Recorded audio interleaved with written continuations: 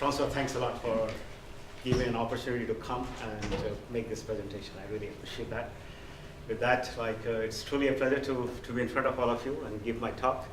And I know that some of you might think that today's talk is just totally on systems engineering because it was geared towards CAPEForum. So I apologize for that. Like some of you might think that I might talk about nanoparticles, inks, solar cells, and so forth, but none of that is here. Okay, so my apologies for that, but hopefully you will still enjoy what I have to say. Okay, so with that preamble, what I will do is I will walk you through, and what I will walk you through mainly is because, as Francois said, 10 years ago I switched from industrial career to an academic career. And when I came to academic career, I had a very clean sheet of paper suddenly because the past was behind, and I could start all over again. And that's what got me to this systems engineering, because I was very curious as to what I should work on, right? Because when you have a clean sheet of paper, you have a total freedom to do whatever you want to do.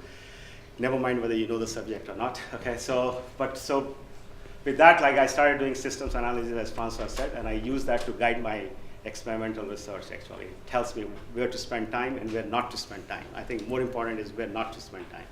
And so with that preamble, I will tell you, and I'm truly obsessed with solar energy, because as you will see from the next few slides, because I happen to believe that that all the young people who are in this room, during your lifetime, you will make a transition from fossil fuel to solar. Okay, it's just there's no choice in the matter. Okay, so with that preamble, let's go and see if.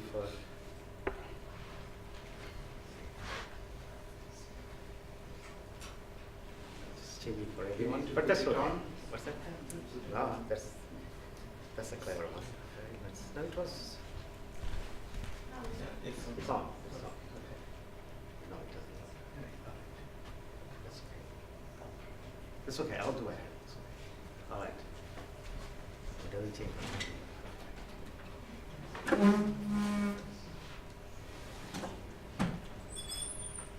Do I have to start again? This doesn't. Oh, maybe it was. Yeah, I think it is locked. Maybe start already.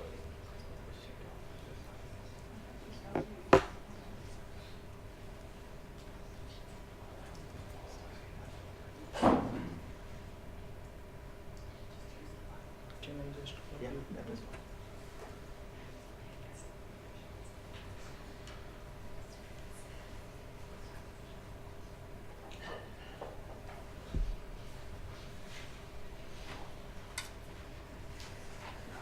Perfect. Okay, thank you very much, Joe. Okay, so what you find is why sun? Because I guess I'm selling to a wrong audience here.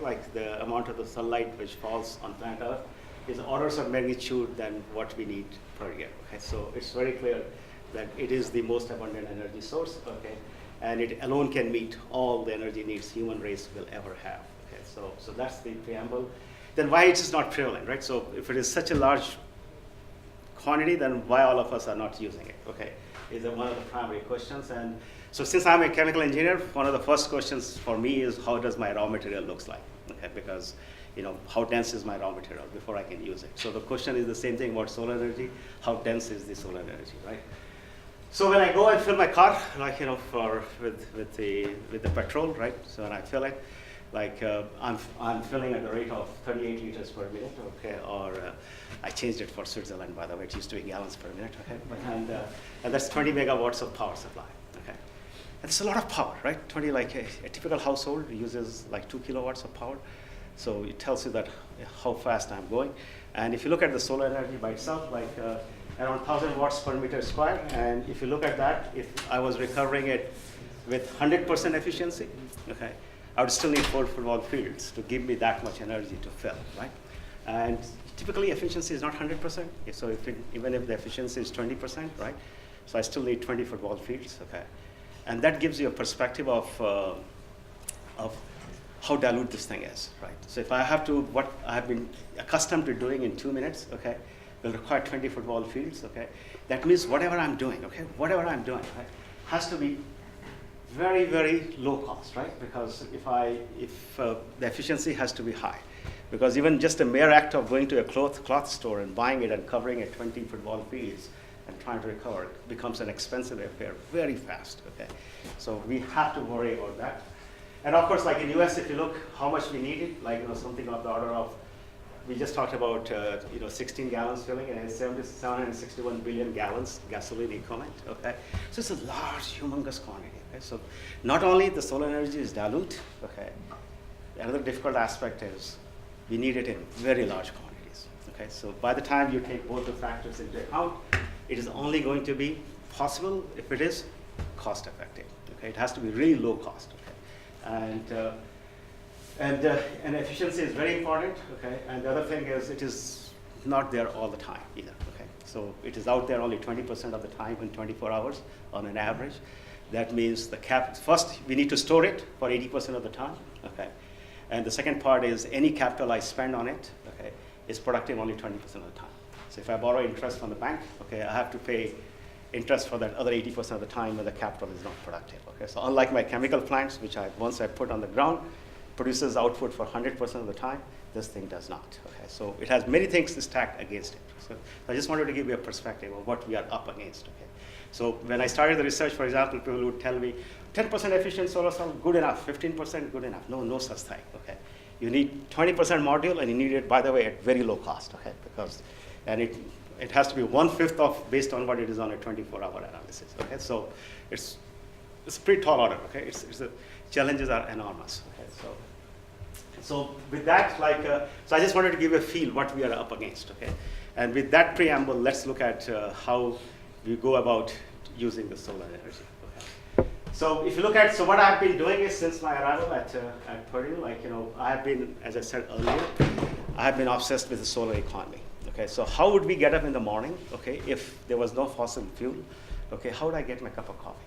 Okay, how would I get my hot water? Okay, how would I go from my house to Purdue, okay, to do my work? Okay, how would I come to Sion, right, to give the talk? Okay, so how would I get my clothing? How would I get my food? Okay, so all based on solar photons. Okay, so imagine a world when you get up one fine morning and you have to do everything based on solar photons. And they're all very interactive. It is not one versus other. Okay, so of course, if you really pushed me hard, I will say, give me my food, okay, and everything else can wait, right? Okay, but not really. The moment you will give me my food, I will ask you, where is my iPhone, right?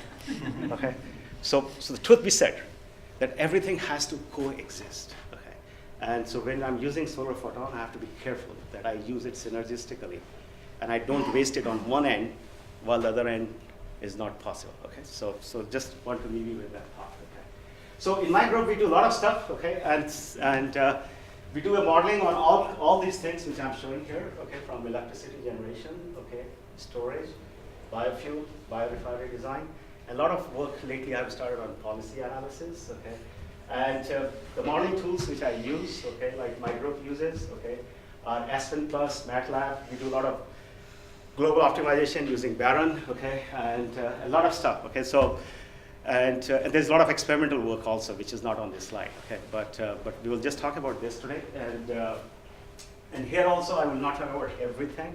I'll just focus on these three, the top three, okay. And also just for the records, I just wanted to let you folks know that all the work I'm presenting here, they're all done by my graduate students, not me, okay? And I just happen to be their representative coming here and making a presentation, okay? So whatever you see here, credit belongs to them, okay? So just for record, okay? So with that, so we'll talk about these three aspects, okay? And let's go ahead and do it, okay? So first, let's talk about the biofuel, because I sat here for more than a day here now, yesterday and today. I heard a lot of talks on biofuels, so I think it's just natural that we first talk about biofuels before we talk about other subjects. Okay, so biomass to liquid fuel. So this is one of the very early work we did, and so there are two types of biomasses. Okay, like there's a sustainably available biomass, which is what I call SA biomass. Okay, what does that mean? That means that whatever food activity we have. Okay, like for example, if I grow corn. Okay, after the corn kernels have been taken away, I can go ahead and I can take 1/3 of the plant, okay, off the field. Okay, I have to still leave the rest of the plant because I can't deplete the soil of the carbon. But 1/3 of the plant I can take away from the soil. So as a food production activity, there is a co-production of the biomass which is available to me. Okay, it is just a matter of collecting it and just a matter of transporting it and using it. So I don't use any extra land. I don't use any extra fertilizer. Okay, so it's not like growing algae, for example. Okay? If you had to grow algae, I have to go and use an extra pond, extra thing. Okay, so it is just from the existing forestry and agricultural activities, whatever I can collect. Okay, that's the SA biomass. Okay, so it's no different than coal or natural gas or whatever have you. Okay? So we have year after year after year.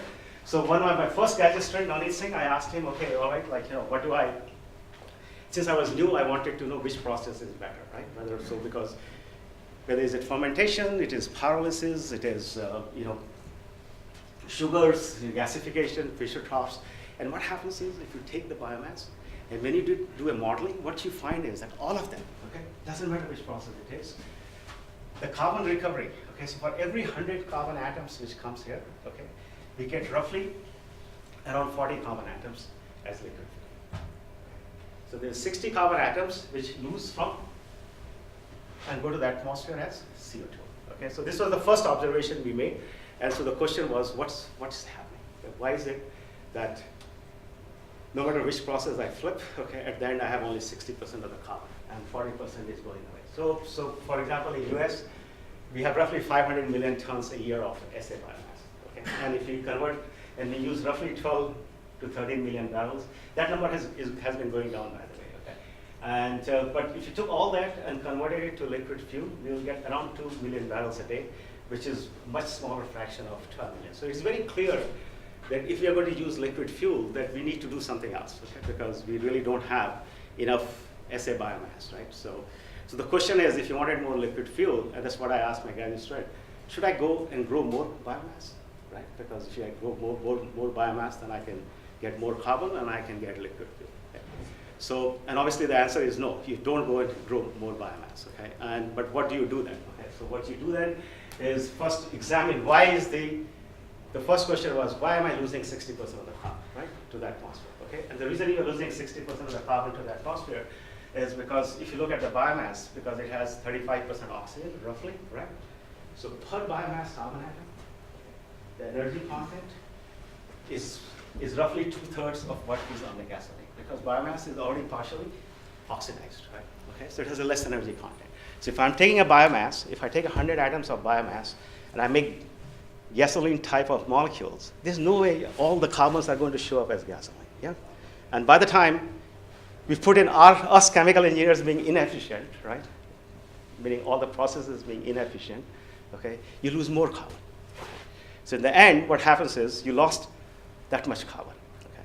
All right? And just imagine just with me, like, if I had to get those carbons, right, back after I discard it to the atmosphere, the concentration is only 405 parts per million, right? And if I wanted that carbon back from the atmosphere, right? So I will sit there with my beaker and a faucet, right? And a million molecules are going to go by me, right? Okay. And all those million molecules, let's say for the sake of discussion, they're all red color.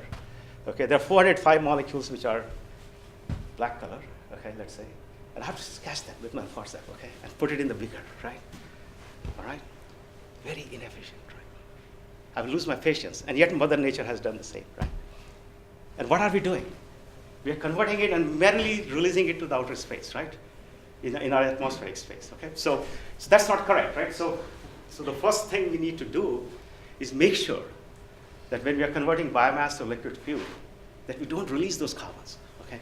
And so if you look at it, so if I'm converting, remember that extra land I needed to get more carbon, okay?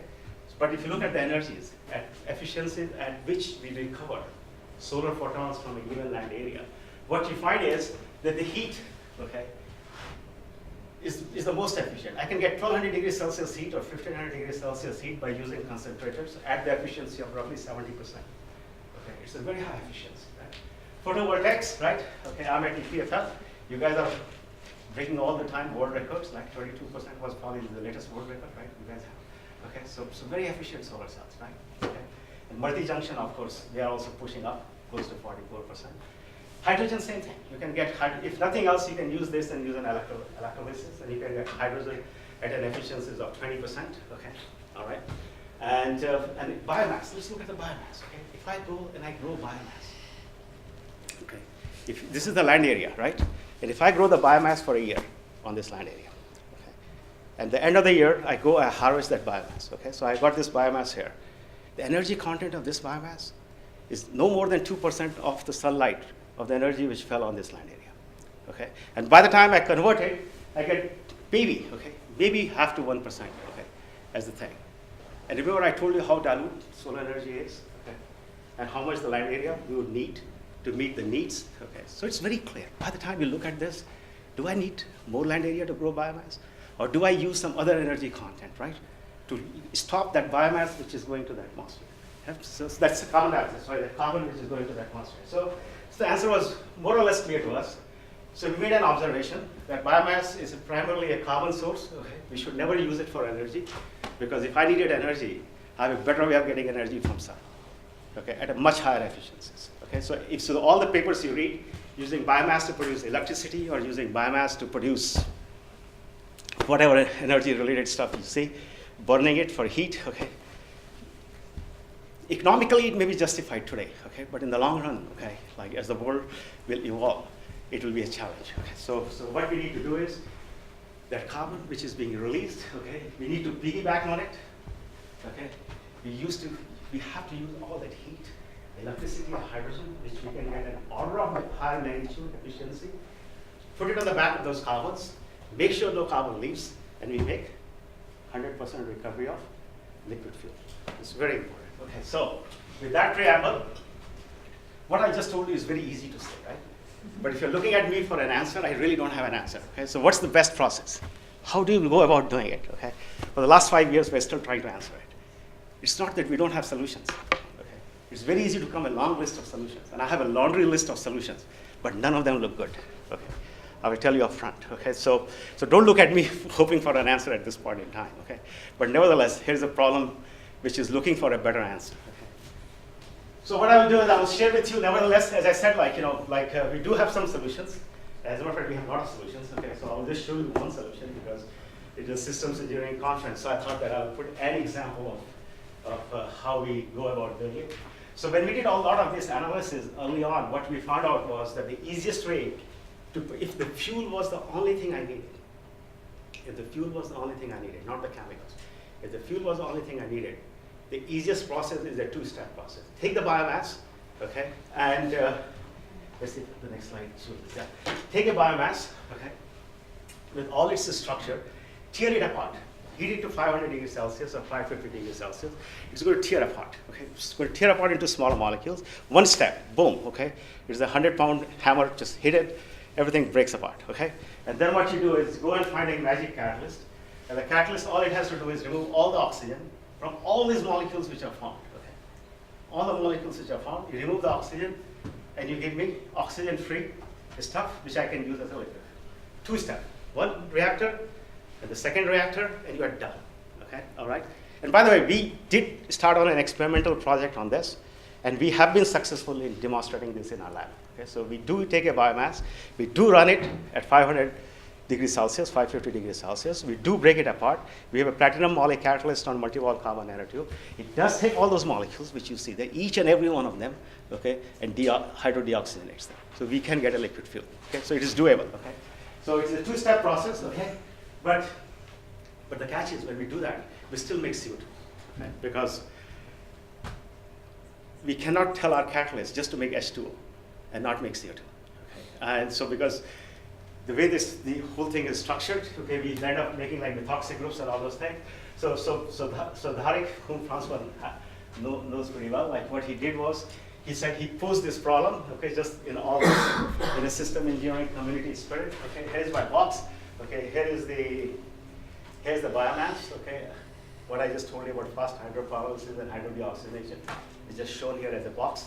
And by the way, it's a very complex experiment to do that because we run it at 30 atmospheric pressure of hydrogen, and we feed the biomass, and we do all those things. So it's a good reason that it took us 6 years to prove it. So it was not something which we did. However, when we started the work, it was pretty naive that we can do it in a year or two. But just like everything else. But here we show it in a box. You take a biomass, you do a fast hydropyrolysis, so you get vapors which you condense, get your liquid fuel. But then there's a vapor, and there's a solid char. Solid char goes for a gasification, and the the vapors which you get from here, like, can also go for gasification. This becomes the supply of hydrogen for what you need for hydrodeoxygenation. And also what you do is take the rest of the stuff like CO2 and all those things, okay? You clean it, okay, and then mix it with the hydrogen from here, do your Fischer tropes, because at lunch, right, you were talking about CO2 and hydrogen and making products, right? So that's what it is, okay? And then you do a product upgrading, do a separation, get a liquid fuel, and every carbon is there. So the question is, how do we go and optimize this, and how do we find out how will the things look at the end of the day? So what we do is write a superstructure, which is what I showed you already. Then it's the mixed integer problem in the sense that do you need gasification or not? Do you need Fischer tropes or not? Okay, you do all those things. And then our target is carbon recovery. Okay, so 60% carbon, 70% carbon recovery of the biomass, or 100% carbon recovery of the biomass. Of course, we want to do that with the minimum solar energy, right? Because the solar energy has to be used. By the way, like in my talk, you will not see cost anywhere, okay? So I should let you know that, like in my group, we do cost if pushed. So we submit a paper with a reviewer or insistent do cost, we will do cost, but generally we don't, okay? Because we are so far away from the real situation that doing cost at this level is, I find that till we are close to building it, the cost is not going to help because we really don't know what the cost is. Okay, and so we do all the mass and energy balances, we write all the equalities, target recoveries, just the typical systems engineering. We use Barron to optimize, okay, because we're looking for a global optimal solution. But Barron is very good for us because Mohit Tarwani, he's a co-author. It was his PhD thesis. He wrote the Barron program as his PhD thesis, and now he's my collaborator. So it works out perfect, okay, because all of us who works with global optimality, we know it's tough to converge, right? Okay, what is your upper bound? What's your lower bound? It's just one nightmare, right? But having him is perfect, okay? Because he can go inside the Barron, he knows what exactly is happening, and he can help us out. So we use that, okay? And then the global optimality. So here are some results I want to show you: heat or hydrogen, okay, which is what we are supplying. Here's the carbon recovery. So what you find is that as the carbon recovery goes up, the liquid fuel yield has to go up, right? Okay, so that's a given actually. But the catch is, if you look here, the heat from sun, no heat is needed, and suddenly a lot of heat is needed with the two different slopes, right? And the hydrogen, same thing. No hydrogen is needed from sun, and suddenly you need the hydrogen. Okay, so what's happening? Okay, so this is what happens when you run that as a black box, right? So we take our program. Only thing we specify is carbon recovery, and this is the output which comes out. Okay, so what does it tell you? So what happens is, while you are in this zone, up to 50% carbon recovery, roughly, it's the self-sustaining. Okay, whatever hydrogen you need comes from the gasification of the char and the gases you have. Okay, so you really don't need anything from sun. Okay, you just keep going on the recovery path. Okay? But then self-sufficient process. Okay, but then when you go to the next step, okay, from here to here, okay. Now what we do is we start to use the heat from sun, okay, to do the reforming for us. So we're putting an additional heat, and the same biomass and char and same light gases are being reformed by using solar heat rather than heat from themselves. And as a result, you start climbing up in the recovery. Okay, and remember, the heat can be recovered at very high efficiencies, right? It's like close to 70% efficiencies from sun. But then once you really start to push the recoveries, okay, now you need this thing, okay? The only way to do this is to take this guy and get this, okay? And that means you need hydrogen from sun along with the heat. Okay, so there are three distinct zones, okay? Zone 1, self-sufficient. Zone 2, you need solar heat. Zone 3, you need solar heat plus hydrogen, okay? So that's how the whole thing works out. All right, and the integrated process, if you did the other objective is to take the biomass and totally gasify it and do a Fischer tropes. And if you look at the solar energy need, what you find is they're always higher than what I just showed you. Okay, so it is a synergistic process. Okay, so but can you build? Do you think of building ever those things, right? Whereby you use heat and hydrogen and this and that. But nevertheless, we have a solution which does take you there, and that is when the pyrolysis process is really simple. It is just a two-step process. Okay, and so forth. Okay. So with that, so I'm going to flip. Okay, I think in the interest of time, maybe I'm going to switch in the next few slides. Okay, okay. So let's go back here. Okay, so what I'm going to do is now I'm going to talk about the energy storage. Okay, and So how do we go about storing? By the way, I should let you know that the question which I just answered with you, all of you, to make liquid fuel from biomass, okay, is a wrong question which I have answered, right? In some sense, that's a wrong question. Because why do we need liquid fuel? We need liquid fuel to go from place A to place B, okay? Place A to place B varies whether I'm going from my home to my department or whether I'm coming to Sion, right, from my home, okay? And so the correct question should have been, okay, I have to go from place A to B, and that distance varies. How do I use solar photons in the most optimal fashion to go from place A to B, rather than saying that I have a biomass, how do I produce the liquid fuel, and I produce the liquid fuel at 100% recovery, right? So it's kind of a shame that we took so much time answering that question when we were doing the modeling, okay? Only in the end to realize that we have modeled a system which is interesting for sure, but we could have answered a better question. Okay? We could have gone, and we are doing that, okay, now. But a better question is, plug-in hybrid electric vehicles, electric cars, hydrogen fuel cells Toyota has come up with, and, you know, then you use the biofuels, the whole thing. Like you have to, because ultimately in different distances, and how do I optimize what I have, okay? And in the end, get the right answer. And that is truly an optimal solution. Okay, having told you all that, let's now get to energy storage, because I think that's one of the biggest challenges of the use of solar energy, okay? And biomass is the easiest energy storage of sun, right? Because year after year it is stored, we get it, but it is insufficient, so it is very clear that we have to store solar energy in some other shape and form. So how do I go about doing it? Okay, so that's what the next few slides are. And I'm interested in storing energy, okay, at gigawatt hour levels, okay, at gigawatt levels, power, okay? Very high energy storage, not energy storage in a small batteries or in the laptop batteries and so forth. So we are really interested in that. So how do I go about doing it? Okay, so let's go ahead and look at it. We all know that, so if you build a 100 megawatt plant, okay, the amount of energy you have to store on a 24-hour basis, okay, is roughly 2 gigawatt hours. So it's a very large quantity of energy, by the way, okay, which we need to store. Okay? So how do I go about doing it? Okay? What are possible options? So if you look at how the batteries perform, okay, here's the storage efficiency. I have and these are all like, if you give me energy, I store it and then I use it. Okay, what are the efficiencies? So of course, hydro storage, meaning you take the electrical energy, pump the water to a high level, and then use it back. Okay, that's very efficient, but the storage density is nearly zero. Okay, you need very large.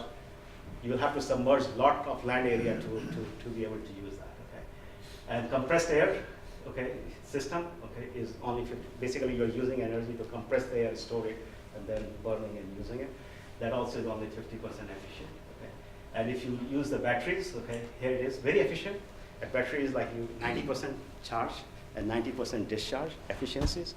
So 80% efficiency is pretty much achievable, okay, with the batteries. But the densities is very small, okay. So you will need a lot of batteries if you want to store these energies, okay. But it's possible.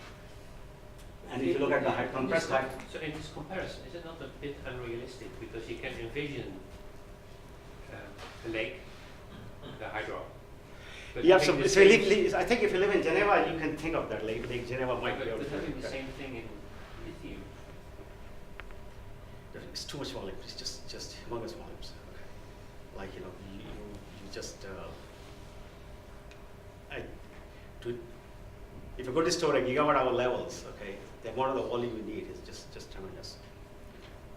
And it'd be interesting if you could store it in a much denser form on a plant. And something like hydrogen, as you can see, is a much higher density. Okay, but the problem is the efficiency is low. Okay. So if you don't have any options, you're absolutely right. That's what we will do in these batteries. Okay, because it will fill up all our basements with batteries, okay, and use it. Okay, but the question is, in the commercial buildings where we use a lot of electrical energy, okay, the storage will be very large. No, but I'm just wondering, you don't have the unit volume for the hydro with batteries. Yeah. But is that a fair comparison? Because So hydro we never store. Okay, it's very rarely that we'll store hydro because you need a height, right? Yeah. You need a height to store. Okay, so it's not just any volume of water. Okay, you need at least a height of 100 feet or more. Just down here around the corner. Yeah, so you live in a different country. Okay, okay. So your power supply is mostly hydro, right? Am I right? Like in Switzerland? And it better be, right? It better be, okay? But that's not true in the Midwest where I live. It's flatland, okay? You just can't do it. But it's not stored. The water that we use here is the water from the sun. Yeah, absolutely, absolutely. Clouds and then rain and then done, yeah. But the storage, you need a space to take energy, pump it up, store it, and then bring it down. Okay. You're going to say something? Yeah, I just wanted to ask, because if you talk about hydro, it depends.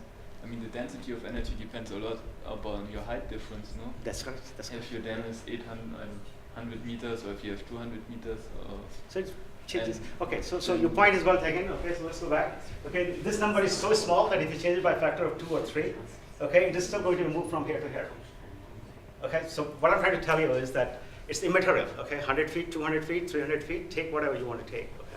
Okay, that movement is very small. Okay, all right. So you're moving 2-3 times on a very small number. Okay, all right. That's the point. Okay, it's absolutely like, you know.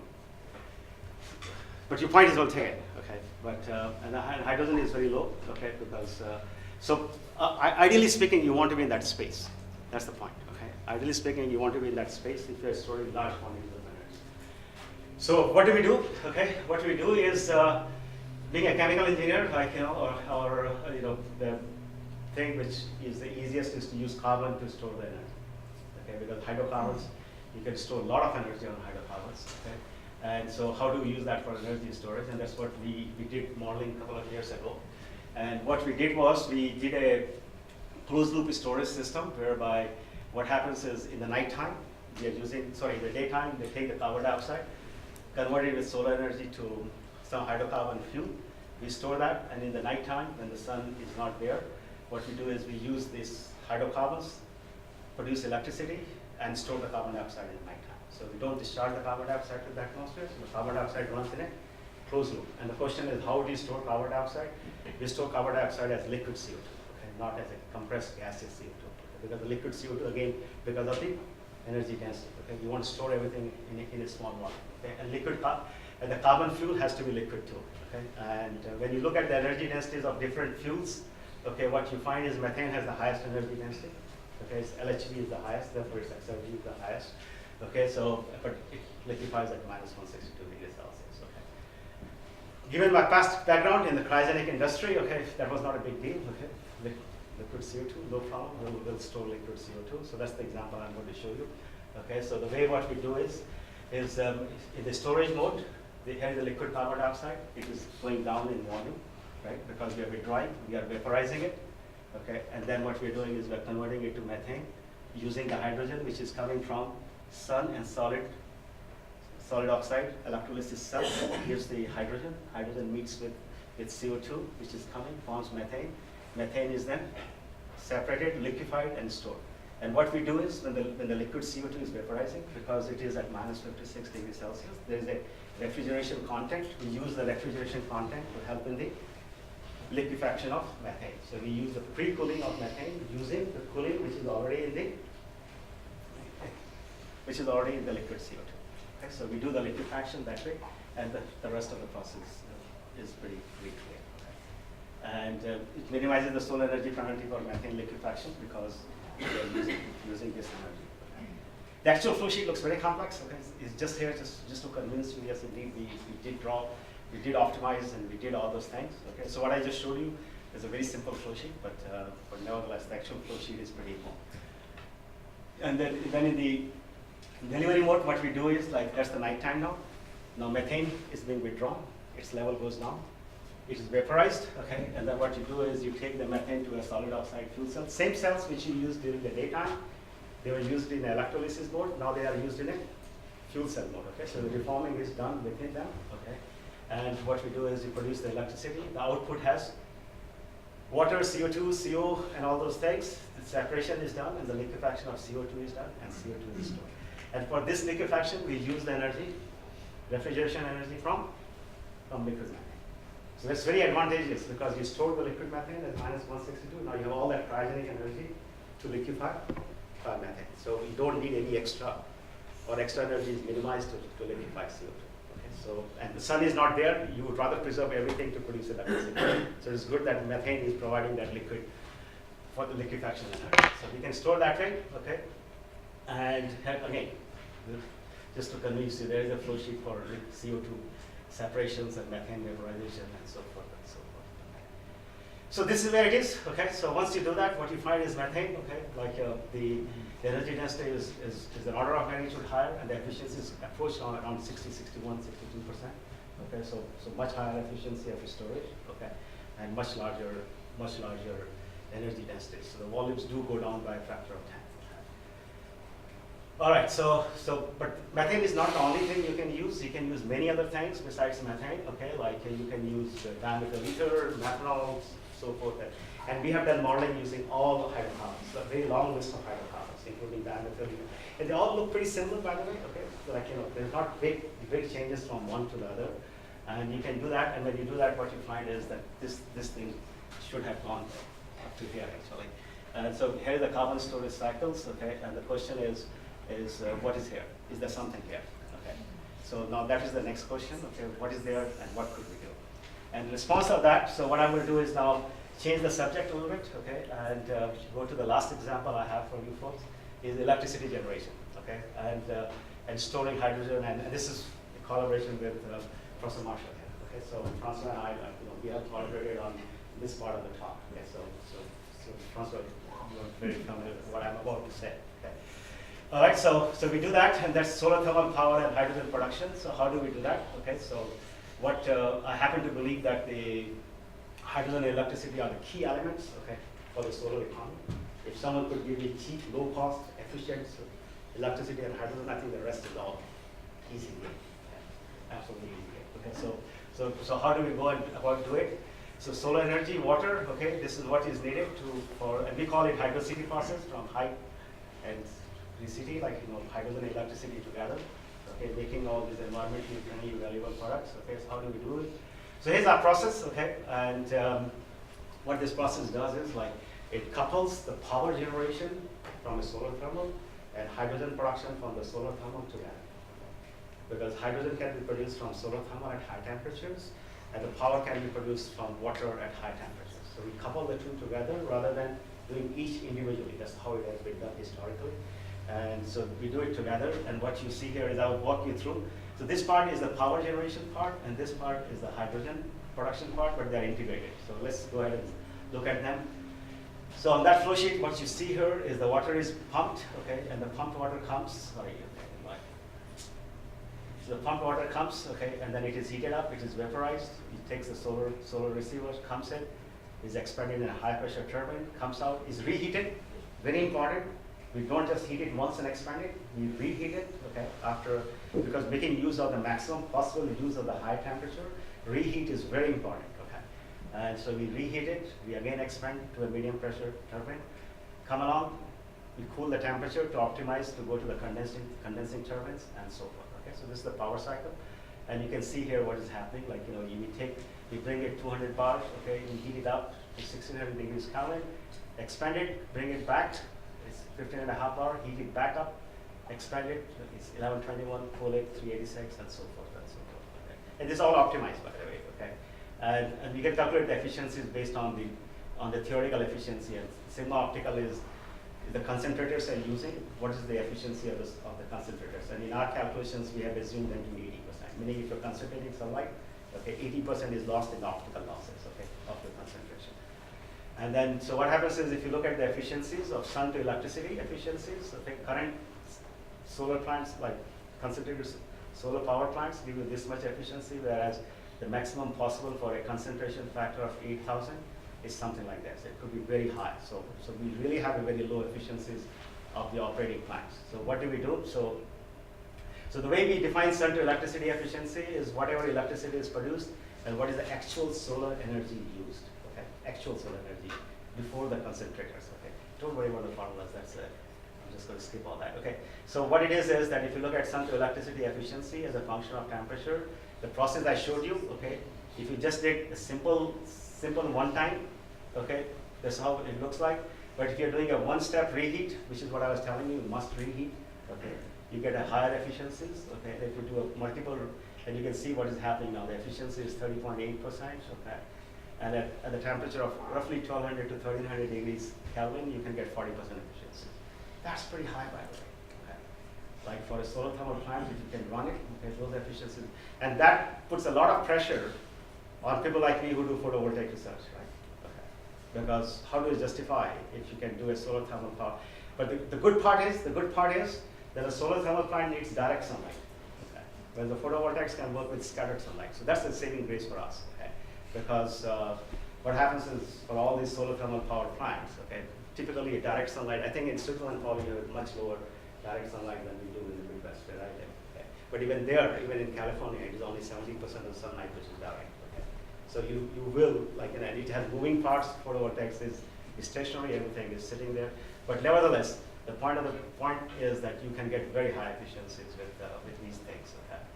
And okay, so let's look at the hydrogen side now. So the hydrogen is a two-step water spreading, and what are we doing there? What we are doing there is we are pumping the water, as you see here, and then we heat the water. All the blue lines are hydrogen lines. Okay. We heat it up, we expand it. Okay. Then we again cool it, bring it to we use oxide, mixed oxides to do the water production. So we take our oxide, heat it to high temperature, reduce it, expose it to water, oxidize it, and we produce the hydrogen, okay, which is what this reactor shows. And then the hydrogen is then cooled down, condensed, water removed, and stored. Okay, so that's how the hydrogen cycle looks like. Okay, and this is a combined cycle, both together. Okay, and you can see the integration was here, right? All the water came together, everything was expanded, and part of it was cooled down. Okay, so there's a good heat integration between the hydrogen production and the power production. So if you do that, okay, here's the composite curve. I had to show this because I'm coming here. I'm so asked. It's absolutely a must. It is absolutely a must. If you come here, if you co-author a paper with François, you must have a composite. All right, so I joke, but that's the only way you do that. Like if you really are looking at your flow sheet and you are trying to improve it, this is the only way I know. So it's all the jokes aside. This is the correct way to do it. Okay, all right. All right, so we do that, okay, we do, and then, so what do we do now? So how do you use the hydrogen for power generation? So what we did was, if you saw, we co-produced, right? So electricity went down the grid, and hydrogen is compressed and stored, okay? Now it's the night time, and now I have to use that hydrogen for power production, right? So how do I go about doing that, okay? So first thing is, I have multiple choices of producing power using that hydrogen. I could use a solid oxide fuel cells, I could use a polymeric membrane cycle, or I could just combust hydrogen and use a turbine to produce. Okay, so let's go ahead and use the turbine we use during the daytime. Okay, so the condition, which is where we quit. Okay, let's go ahead and use the same turbines which we use during the daytime with the steam to produce power. And how do we go about doing that? Okay, so basically, what is the efficiency of producing electricity from hydrogen? That's what this whole thing is saying. So let's look at the hydrogen cycle. So what we did was to make power from hydrogen. I think this is one of the big contributions our joint effort made, is that what we did was we took the water, like, even though we are burning hydrogen, what we do is we take water, we heat it up, okay, and after heating it up, we bring it. So I think the next one shows all this. Okay, let's go back. I think this is much better. Okay.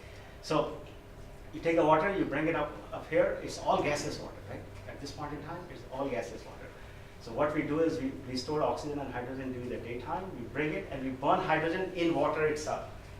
So we're not using air. Okay, so keep in mind. Okay, and because thermodynamics is such that if you are burning it at 1300, 1400 degrees Kelvin, 99% will convert it to water.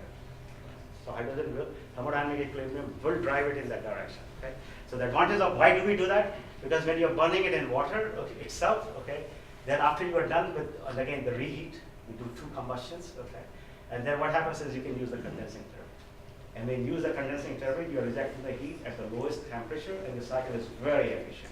Okay, and then I get to use the same turbines I used during and this is the process intensification. I don't go and buy another equipment. Okay, I use the same equipment to do what I'm supposed to do. We can do that. So I'm going to skip all this. I'll just explain all this. Okay. Okay, so this is where we are. Okay, and then and these cycles are very efficient, by the way. So if you look at the energy content of the hydrogen and the way you are producing power, they're all around 60%, which is the same way similar to fuel cells. Okay, so using a turbine and producing the power, using a Rankine cycle / Brayton cycle, all combined together, you're very efficient in power production. Okay, so we can in low to mid 60s we can get get the efficiencies. Okay, all right, so we got the flow sheet, like solar water, hydrogen power cycle in the daytime. In the nighttime, it is the hydrogen production from the power, and is the hydrogen water power cycle. Okay, so now let's look at how does these things compare. Okay, so the way these things compare now is if you look solar power generation, like and this is overall sun to energy efficiency, and on a 24-hour cycle basis, meaning how much sun I used on a 24-hour basis, like including day and night, how much electricity do I produce, right? Everyone clear? Okay. Like how much sun, like for every 100 joules of sun energy used, how many joules of electricity am I providing on a 24-hour basis? That includes all the steps of converting it to hydrogen electricity, storing the hydrogen, converting the hydrogen to electricity, and just looking at electricity at that. Okay, so that's what we mean by overall sun to energy efficiency. Okay. So if you look at the silicon crystal PV, okay, like or a 4-junction, so like this is, you could think of in the gallium arsenide solar cells, like 28 point some odd %, but pretty high efficiency. If you use lithium ion, overall efficiency will be this, and sodium sulfur batteries will be 22%, right? And if you use the 4-junction solar cells, okay, the efficiencies are with the batteries overall, okay, will be 41 or 35 because storage and discharge. And if you use solar water power cycle with one reheat, remember, I told you that you need to reheat it. Okay, if you did that, electricity is produced with these efficiencies. But if you use the storage and produced on a 24-hour basis, the efficiency will be roughly 34%. Okay, and the batteries are giving of the same magnitude. So very remarkable, right? Because now the energy density is much higher. Okay, and the overall sun to energy efficiencies are very comparable to what you would get if you would use batteries. And so what it is now we are at a much higher energy density and the efficiencies which are competing with the batteries. So I think it is remarkable that we can. When we got into this work, I did not expect to see such an answer. But at the end of the day, I think that multiple things happened. We improved the power generation cycle itself because the reheats, and then the hydrogen being used with the turbines burning in the same water, we could produce power at a much higher efficiency. I think those two factors together give us an overall sun to electric. And these are all using real numbers, by the way. It's real. As a fact, Francois and I, we kept going back and forth. We were pushing the efficiencies. Are we using enough? Are we optimistic or are we pessimistic? Right? That was the biggest question we had amongst us. Okay. So anyway, to sum it up. Okay. So this is what I think my time is up. Okay. So 45, 50 minutes I was told. So to sum it up. Okay. Like. Hydrogen and electricity are the biomass. Biomass is the carbon source. Hydrogen and electricity are the primary energy source. If you give me all three, I can do anything, right? Okay. If you give me a hydrogen, I can store some hydrogen. The rest of the hydrogen could be put in the pipeline. Okay. I could use electricity to recover nitrogen from air. I could react it with hydrogen. I could make ammonia, and I can get carbon from biomass. I can make urea. I can grow food, right? Okay. I can grow any chemical, right? So those three are absolutely the important ingredients. If you give me all those three, okay, we can envision the question I posed to you earlier in the lecture. How do I make my coffee? How do I get my clothes? How do I get all the chemicals? I can do everything at this point. Okay, I can purify water, which is not shown here. I can purify water. I can desalinate water. Okay, I can just between this from the storage to the fertilizers to the biofuels to the chemicals, we can do everything if you gave me those three, right?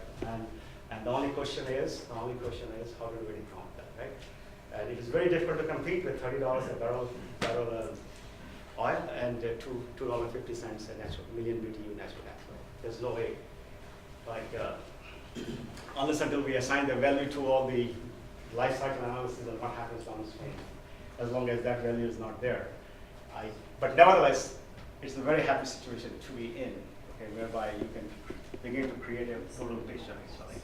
So, in conclusion, solar economy provides a unique opportunity for process systems engineering. I hope I convinced you. Actually, I find it very exciting because the graduate students who work on this, like, they are my good friends, right, more than my students, because I think we truly enjoy doing this. I think this is one of those things where you imagine every day something new. And unlike the experiments, when I make solar cells, they do what they want to do. I can't tell them to do what I want them to do.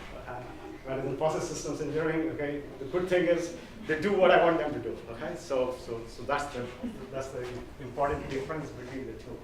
Okay, and identifying processes, connecting solar energy to end users is very exciting. Okay, so what I just showed you today, maybe a year later, if you met, maybe I'll be telling you something totally different. Okay, But as of today, this is the exciting part. Okay? But it keeps changing. Those of you who have heard me a year or 2 years ago, this story is different from the story I told then. Okay? So it's a totally evolving story as we learn. Okay? And I must confess, an efficient utilization of solar photons is a must. Okay? It's a very dilute form of energy, and we just cannot waste it. Okay? And we must look into newer ways of doing it. Okay? Biomass is an important carbon source. Whenever I look at biomass, okay, like my coffee cup or the fixed coffee cup, okay, is a biomass carbon, okay, and I always look at it as a carbon source. Okay, that's to me that's important going forward. Okay, and we have a systems approach which must look in all possible interrelationships. Okay, an example I showed you earlier. I pose a wrong question, how do I make biofuels from biomass? Okay, and I get totally answers which I can go home and be very happy about.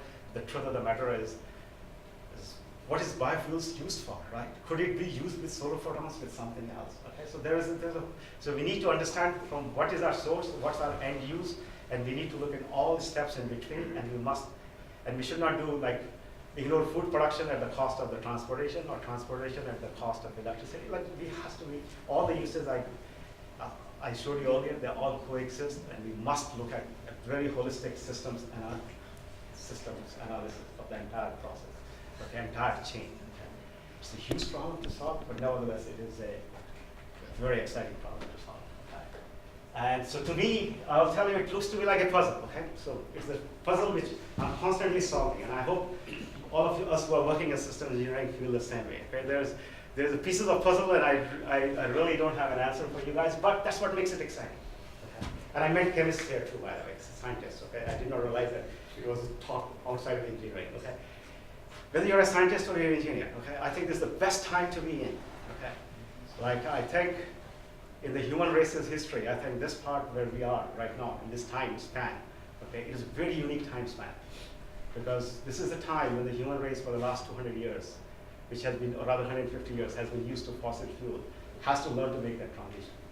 Okay? And I think because of that transition, okay, it is the best time to be in the human race history in terms of you're a scientist and engineer, and to be working on this field and creating unique solutions and useful solutions. You know, I feel like a small kid myself. Okay, like someone who does not know which lollipop to go after. Okay, and it is just one exciting thing to do.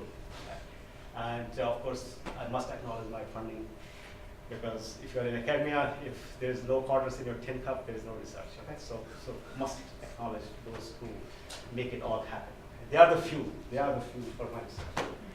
All right. Okay. With that, these are the systems engineering group. This is all my last 10 years of student doing systems analysis. Okay.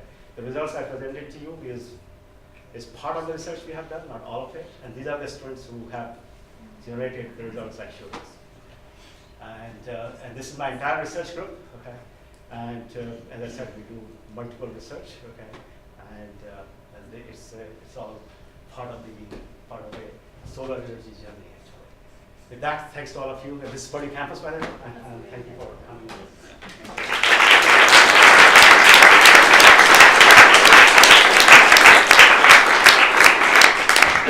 Thanks a lot, Rakesh, and the floor is open to questions. Yes, of course. You said, and I agree with you, that if we have biomass and energy, the sun's energy and hydrogen, you can solve all the problem.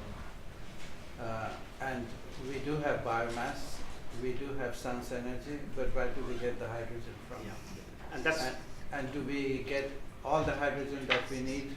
I mean, you showed some ways, but will that give us all the hydrogen we need? Yes, it does. It does. As a matter of fact, the process I showed you can go from one extreme to the other extreme. Mm-hmm. Okay, so which I did not discuss. That process you could build just to make hydrogen, okay. And then what happens is all the internal electricity you generate is used up in compressing the hydrogen. Okay. And the other extreme is just make electricity and no hydrogen. So it is totally what I would call encompasses the entire spectrum. And the analysis which we are doing now, as we speak, we are doing that analysis is exactly addressing that question. From that plant is not just an electricity plant, power plant only, because you have envision a pipeline running, okay, a grid running and a pipeline running as a product, which permeates the entire entire US landscape. Okay. And so that to answer your question, yes, indeed, it can be done. And all the material that you would need? So that's a good thing. Okay, so what is the Achilles heel of this process, right? That's what probably you wanted to ask me. Okay. Is finding that oxide, okay, which will produce the hydrogen. Because, so what you're doing right now is the current gas strain is working, is looking in all the oxide and ETH Zurich, which is where the research is done, right? Like Aldo, right? Okay. And so I have not met him yet, but one of these days, now that I'm converging in that direction, okay, but we're modeling right now. We're looking at all, just like what are the properties you need for those material properties, because historically they have been optimized in isolation, not with the power production. So now we're trying to optimize it with cogeneration and see what is the sweet spot. Okay, that's the Achilles heel. The day we get that material, okay, it will be. I don't think it will ever replace everything, as I said earlier, because the sunlight is not direct sunlight, all the light is not direct sunlight. Okay, as a matter of fact, it is a scattered light. So the solution which will evolve at the end of the day will be a combination of multiple things. Okay. So, but this will certainly be it could be an important part of the whole picture. That's how I say. Yes. What kind of scale of the installation do you envision in terms of power to become profitable? I mean, to make sense to invest, to put that many components together? No, so the scale, of course, like they have built, like for example, like the solar thermal power plant, the latest one being built in California, the one which has been built in California, E1 power plant. It is 350 megawatt plant, right? Okay. But it costs billions of dollars. Okay. So, and that's just power, right? So, but the scale is, that's where it can beat, like in the sense that it can build at any scale. Okay, the scale is not an issue. I think it is just the. I'm mostly interested in the lower scale because lower scale, no, absolutely. Okay. I thought your question was. So he's asking a question as to upper scale. You all can see it, but the question is how low can it go, right? That's the question. I don't have an answer. Okay. I have not thought. I'm so obsessed with gigawatt levels that I haven't thought about kilowatt hour levels. Okay. Maybe I should. Okay. Thank you for reminding me that. Okay, so I'll keep that in mind next time.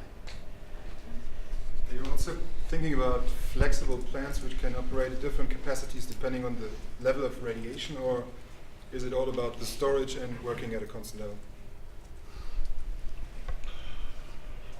So I haven't gone that far actually in my thought. What you're asking is throughout the day, like so, come winter run it this way, come summer run it this way, or something like that, like or daily or daytime fluctuation.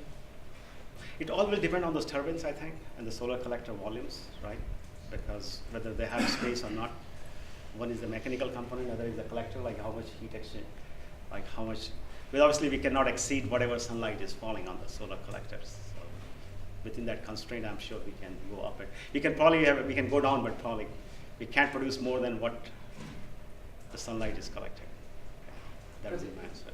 I think it's a real question of design, because you can always store, if you have hydrogen and oxygen that is stored, then you can maintain the operation even if the sun is fluctuating. You compensate the fluctuation by injecting hydrogen.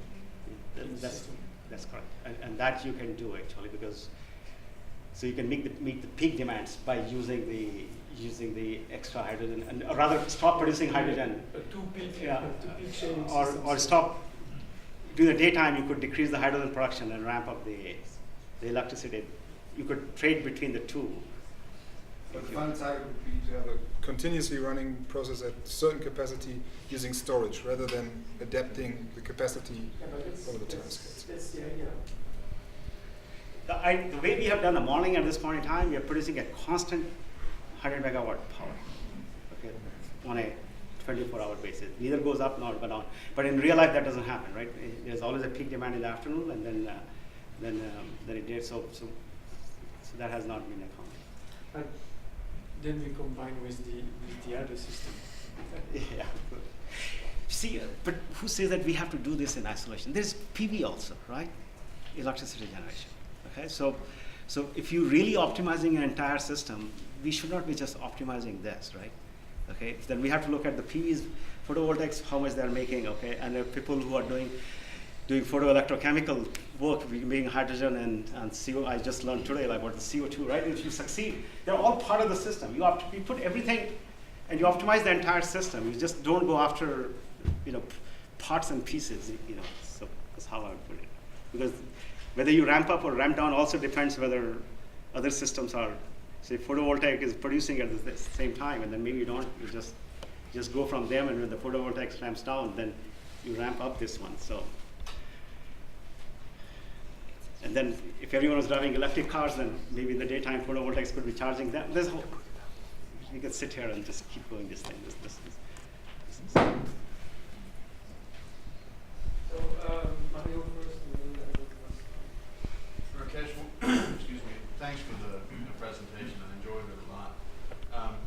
One of the questions that often come up is the sheer scale of the energy need, whether you do it in quadrillions or whatever it is, the sheer energy unit, the requirement of the planet is so massive that really doing it within our lifetime probably in a renewable, sustainable way is probably unrealistic. Whereas I thought you were much younger than me. Well, that's true. My lifetime, I can understand. Yeah, well, fair enough. But maybe a better way to look at it is a non-emission based generation of energy. In which case, one option that we should look at is nuclear. Yeah, absolutely. I went and visited the Y12 facility in Tennessee recently. There is enough uranium in that site to run 1,000 megawatt nuclear power plants for 10,000 years. There is no energy crisis in the U.S. There is political crisis when it comes to the use of nuclear power, right? That's right. And so that's another component that needs to be factored in when you look at how do we generate the hydrogen. You could do it using electrolysis of nuclear power plants. So Mario, whatever you said, I have nothing against it. What you said is totally correct. Okay. However, I must tell you that 90% of the world's nations, okay, can't use nuclear energy for political reasons. Okay. They do not have any access to nuclear energy. Okay, and they will never have access to nuclear energy. Okay, because when it comes to nuclear energy, there's certainly a divide, okay, between those who can, those who cannot. And the way I see part of my journey is to develop solutions which transcends those boundaries. Okay? That's the only reply I have. But as far as the U.S. is concerned, you are absolutely right. We are a blessed nation, okay, and we really have no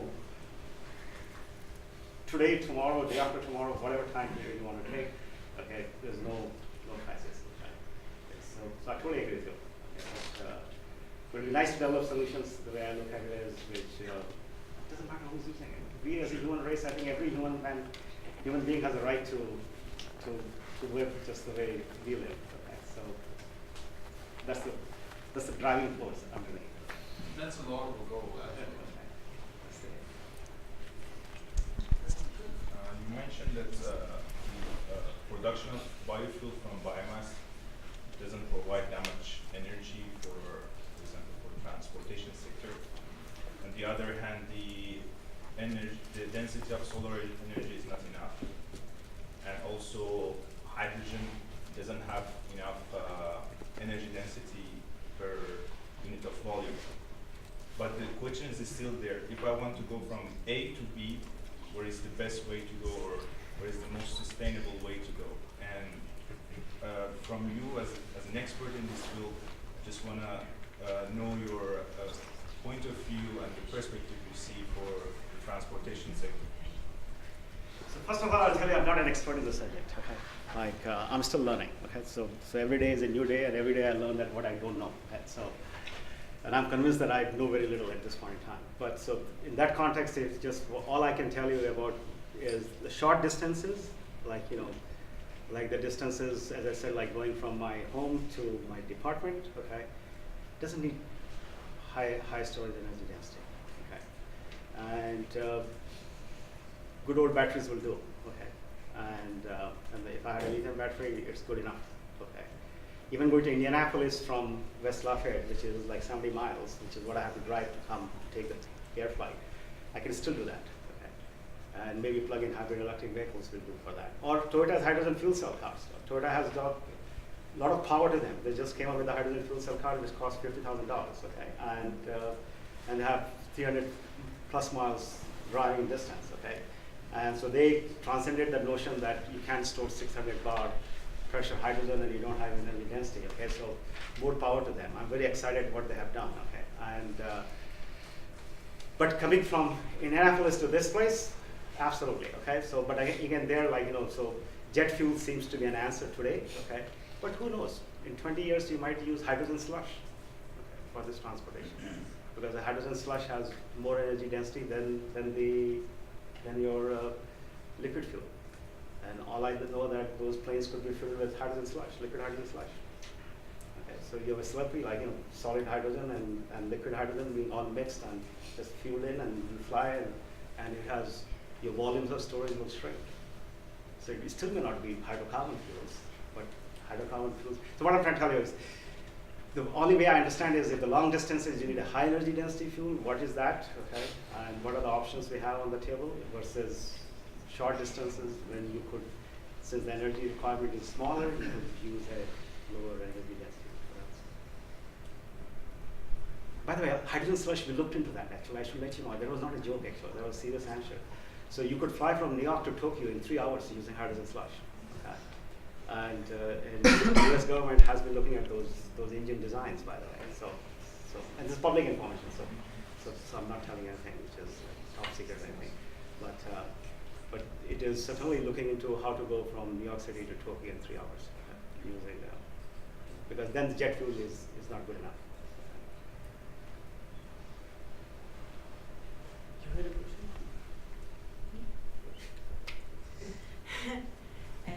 Thank you for the presentation, very inspiring.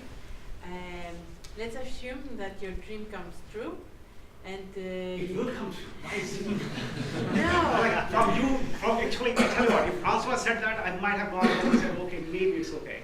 But if you say that, you break my heart, okay? I'm looking at people like you to make it happen. Let me rephrase. Let's assume it comes through in the recent years, okay, not very far away. Okay. So, according to your experience so far, what is the surface demand? What would be the surface demand? Surface area, because the sun is down. That's Yes. why. Very important question, actually. And you know what? The answer to that question depends where you live. Okay. All right? Okay. If you live in India, the country where I was born, okay, it's a huge problem. Okay. Because population is high, okay, and if India were to consume the same energy as China or per capita as Japan, they don't have like that. They just don't. Okay. And in US, we have no problem. Right? As I said earlier, we are a blessed nation. Okay. There is whether it's nuclear energy or it is fracking or natural gas or land area to get solar energy. Okay, the land area which you need to meet all the needs, which I was just telling you about, is of the size of Nevada state. Okay. That's it. Okay. So we require only 6% of the US land area to supply the entire US population, okay, with all the energy we consume. Okay. So it depends. What I'm trying to tell you is how much land area we have and how much we don't have is totally a function of where you live. What about the option of sending satellites? So I assume the solar energy density would be higher as we go near. No? If you look at the angle, like here's the sun, right? Okay, the diameter of the sun is many times more than us. And if you look at the angle in which the sunlight is coming, okay, collecting, it's all with the angle of the black bodies, two black bodies looking at each other and looking at that, like. But we won't have the figure of the atmosphere. Yeah, AM0 versus AM1.5. Okay, all right, fair enough. So 1200 watts per meter square, 1230 watts per meter square versus 1000 watts per meter square. That's it. So if you look at the slide I had, the thing, the decreases because of water absorption and CO2 absorption and ozone absorption. Okay, that's 250 watts out of 250 watts. So that's Yes, actually, I have that there is a project on this between Caltech and NASA to send to absorb solar energy using satellites and then using microwaves to send the energy back on the Earth. That look almost a fantasy movie, but they're no, they're doing it. I think the idea originated actually in Japan. Ah. Okay, and the Japanese who came up with the idea also by papers from Japan. And it has to be cheap. It has to be low cost. Yeah. I told earlier. We keep for NASA it could be okay. Yeah.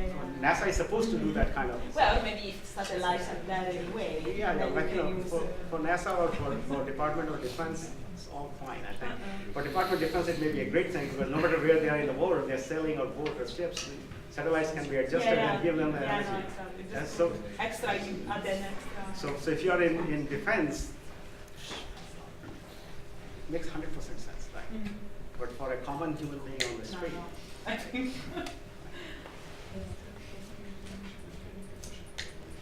Okay, so other questions? If not, then I would like to find